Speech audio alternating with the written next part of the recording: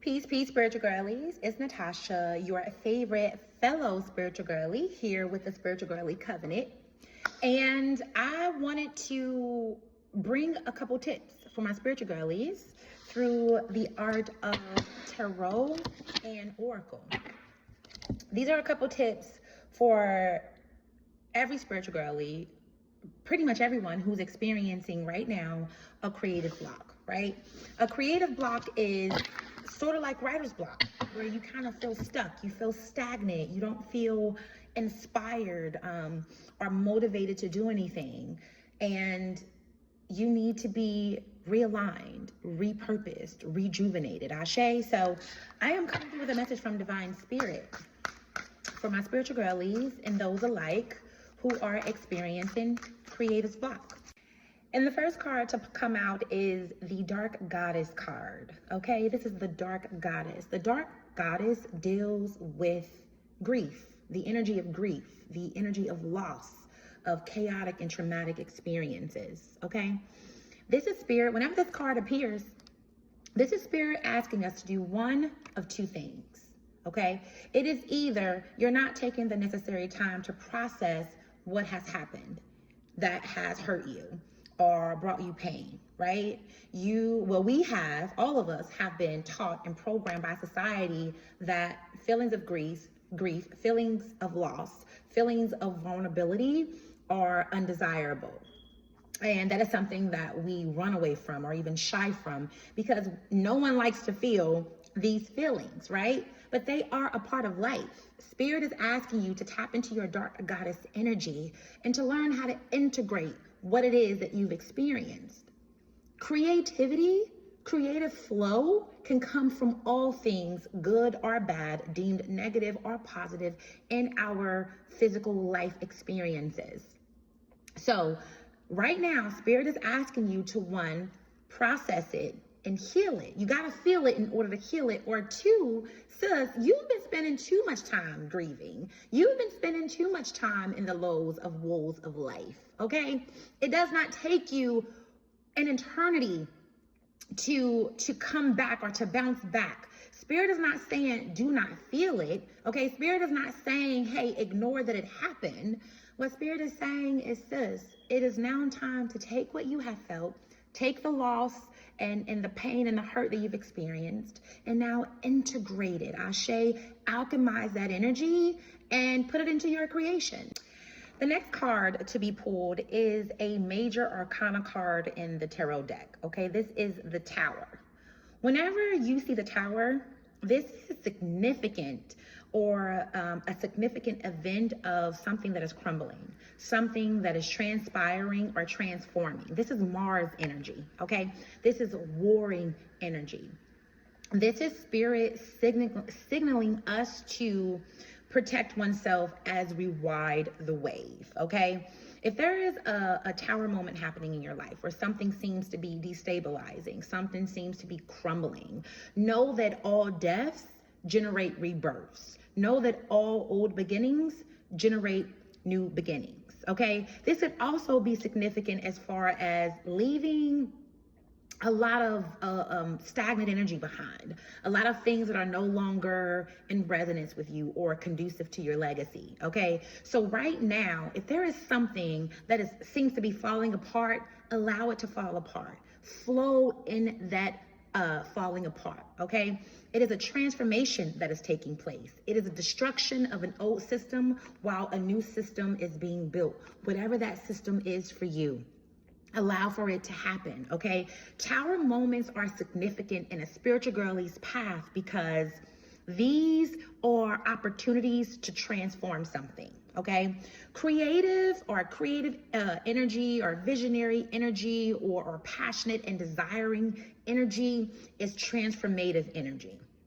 Okay, this is alchemy at its core. When things fall apart, this is a moment or an opportunity or Spirit nudging you, giving you the capabilities to rebuild, okay? And sometimes when we're feeling stuck and very uncreative, Spirit is literally asking us to sit in silence, to meditate, okay? And to allow in the unfolding of something. A lot of us spiritual girlies are holding on to things that need to be let go. A lot of us spiritual girlies are fearing changes right now. There are major changes happening personally, globally, physically, and spiritually for us. So with this card coming out, Divine Sacred Source Energy, sis, is nudging you to allow for the destruction, allow for the falling, so that way you can rebuild better and stronger the things that you desire, want, and need. Ashe. And the last and final card to come out in our reading dealing with creative block is the boundary card. Ooh, boundaries, sis. A lot of us need to work on establishing, maintaining, and sustaining our boundaries. Stop bending your boundaries for people who are not even worth it. First of all, I wouldn't bend or lean on my boundaries for anyone. Ashe. But we need to reestablish and reaffirm our boundaries. Or for those of us who haven't created boundaries, you need to start. Okay? There needs to be limits. There needs to be lines drawn in the sand to help with clarity, to help with protection of what you are building and what you are designing.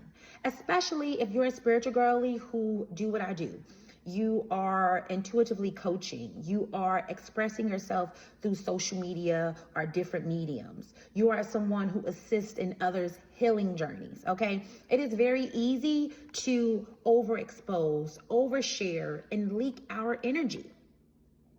Ooh, come to think about it, that had a lot to do with why I was personally or am personally experiencing and coming out of creative block, okay? Energy cleansing, spiritual cleansing baths. These are ways to assist you in protecting yourself, okay?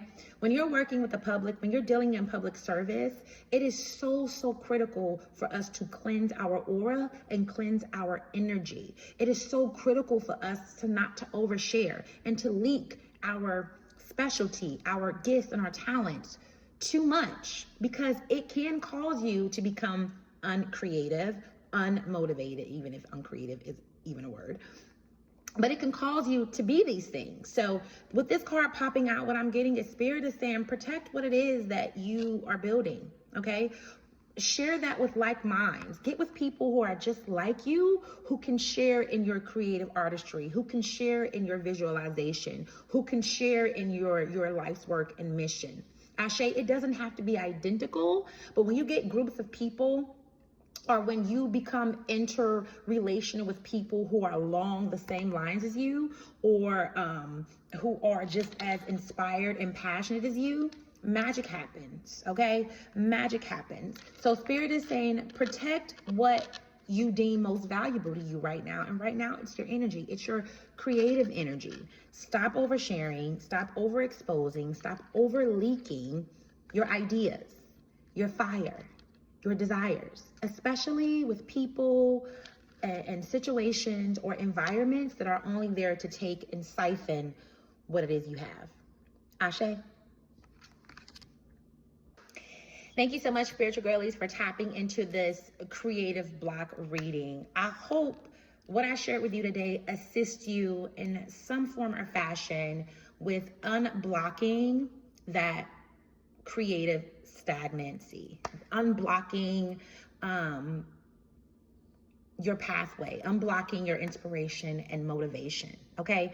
At the end of the day, the best advice that I could give you is to go within. Sit with yourself, sit in silence, sit in solitude, and go within. Ask your spirit, ask your soul to guide you, because it knows better than me, it knows better than you, and it knows you better than anybody. Ashe. Another thing I want to say is I wrote a blog on creative block. You can check that out on my website today at Natural You Cosmetics. That's natural, the letter U, cosmetics.com. Or if you haven't already done so, download my app in your Google Play and Apple App Store. Naturally, the letter U, Cosmetics, and simply commune with me on the go. There you can shop my all natural skincare products. You can stay in this deep immersion of my written transmissions or blogs. You can actually book a service as well for tarot or oracle reading or intuitive coaching, as well as some other amazing things on the app. So definitely download that today. Peace.